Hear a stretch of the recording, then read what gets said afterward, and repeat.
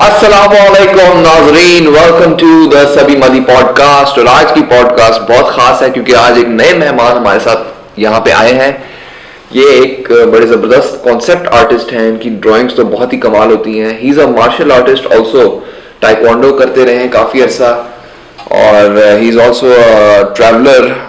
इन्हें ट्रैवल करने का बहुत शौक है और मैं तो इन्हें अक्सर कहता हूँ कि कोई वीलॉग बनाए, लेकिन कैमरे के पैसे नहीं है।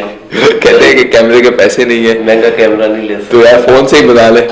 तो please welcome mister Kasim Khan. Kasim साहब, welcome to the show. Thank you. अस्सलाम वालेकुम। वालेकुम सलाम, कैसे हैं आप? अल्हम्दुलिल्लाह, थैंक यू, आपने बुलाया। नहीं सर, कॉन्सेप्ट आर्टिस्ट होने के लिए सबसे बेहतरीन चीज़ ये है कि अगर आपने इमेजिन करना, आप दूसरों का काम देखें। दूसरों का काम देख के सीखने को बहुत कुछ मिलता है, और सीखता भी इंसान तभी है जब वो अपने से बेहतर काम देखता है। एग्जैक्टली। जो इंसान कहता है ना मेरे से बेहतर काम कर ही नहीं सकता, तो वो इंसान सीख ही नहीं सकता, और वो कब वो इंसान हमेशा वहीं पे रहेगा। और मैं जैसे मेरा काफी टाइम हो गया आर्ट्स पे काम करते हुए, as a concept artist, character designer. मतलब अगर मैं अपने आप को देखूं, मैं कोई इतना मशहूर नहीं हूँ, मुझे कोई जानता नहीं है, लेकिन चूंकि मेरी फील्ड है, मैंने इस फील्ड में काम किया हुआ है, तो मुझे कम से कम मोर देन 12 to 13 ईयर्स हो गए हैं कि मैं कॉन्सेप्ट आर्ट के ऊपर काम कर रहा हूँ। ऑनलाइन काम करता रहा हूँ, फ्रीलांसिंग एज ए। तो बहुत सारे ऐसे आर्टिस्ट मैंने अपने से अच्छे देखे हैं जिनको काम को मैं देख के सीख भी रहा हूँ। अगर मैं ये कहता कि मेरा तो अपना एक्सपीरियंस इतना, मुझे किसी सीखने की जरूरत नहीं है, तो फिर इंसान नहीं सीख पाता। मैं कभी नहीं सीखा। सीखने का मरहला ही आपको जो है हमेशा जिंदा रखता है, किसी को भी। अगर फनकार एक सीख रहा है, अगर वो ये, और वो कोटेशन है ना, you know, there is always room for improvement. There is always room. जिस दिन वो रूम बंद हो जाएगा तो आप समझ रहे हैं कि बस खत्म। लोग कहते हैं आई एम अ परफेक्ट, मुझे पसंद ही नहीं है वर्ड के। मुझे परफेक्ट सिर्फ खुदा की जात है। परफेक्ट खुदा की जात है, और अगर आप अपने आप को परफेक्ट कर भी लें तो फिर आगे लाइफ ही खत्म है। फिर आपका क्या, ये कोई जिंदगी है? किस चीज के पीछे भाग फिर आप किस चीज के पीछे भाग रहे हैं? इम्परफेक्शन, जुस्तजू ही खत्म हो जाएगी, जुस्तजू ही खत्म हो जाएगी। जो इम्परफेक्शन है ना, वो इज द परफेक्शन, वो लीड टू परफेक्शन होती है। और जो लीड टू परफेक्शन होती है ना, वो जो सीखने का मरहला है, वो आपको बहुत कुछ सिखाता है। फेलियर, सक्सेस, और जो दूसरे मरहले आते हैं जिनमें इंसान टूट भी जाता है।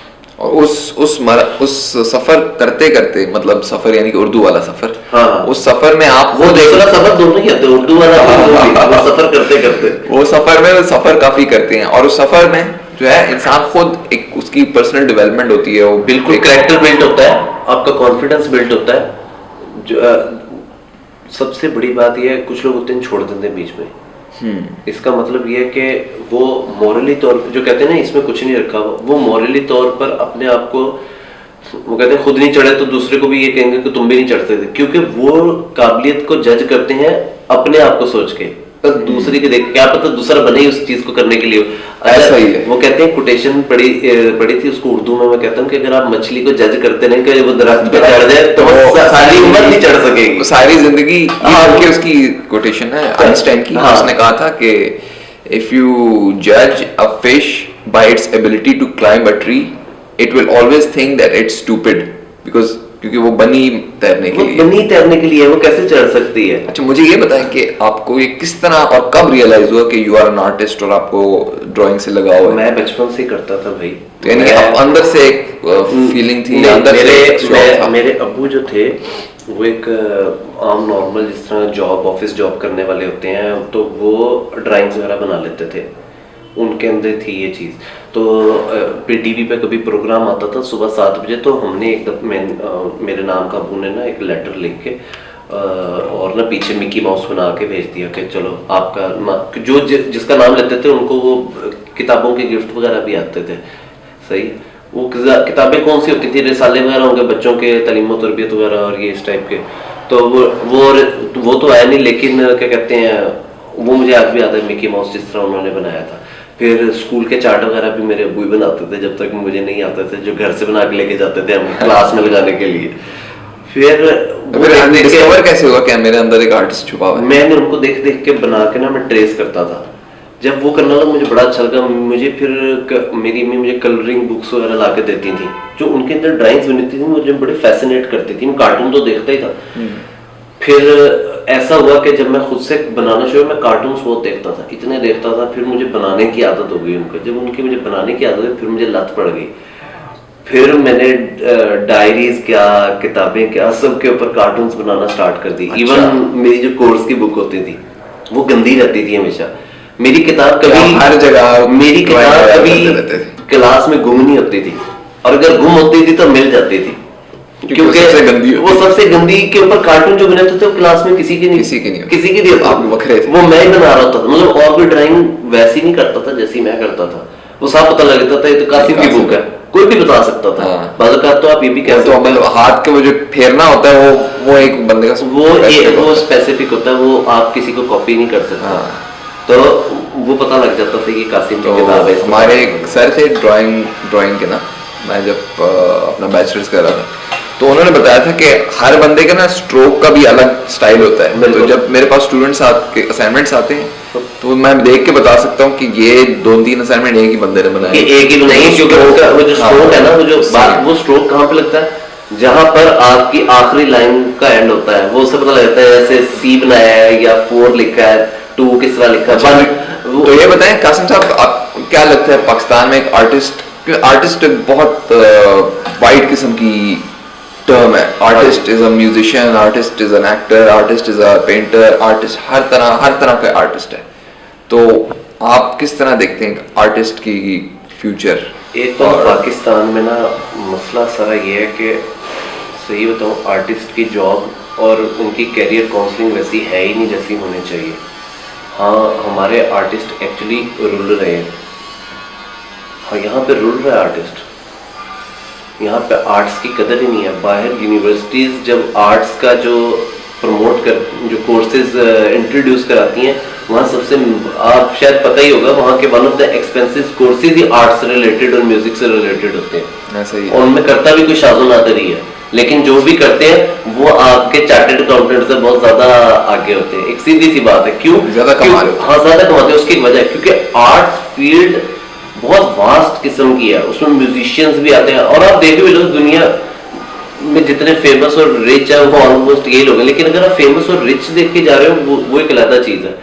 वो आप अपने ड्रीम को परसू नहीं कर रहे। ड्रीम परसू एक ऐसा जो बचपन से आपने देखा होगा, जो आप जब आपको पता भी ना हो कि आप करना क्या चाह रहे हैं, तब से वो विजन तब से एक विजन आता है कि आप आर्टिस्ट हो, आप ये करना चाहते हो। मैं क्रिकेटर बनना चाहता था, जैसे एक टाइम था। फिर आप ब्रांडेड चीज लेते हैं ना, वो एक प्रोडक्ट के साथ काम करती है, इसलिए वो महंगी होती है। कॉन्सेप्ट आर्ट का काम आइडिया जनरेशन का है, कॉन्सेप्ट क्रिएशन का है। आप उससे वही काम लो और ज्यादा उसे रेंडर्ड वर्जन में करने को कहो।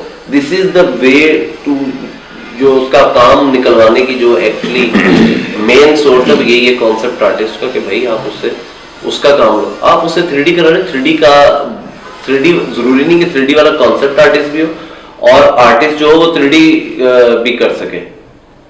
There are the 2 different things.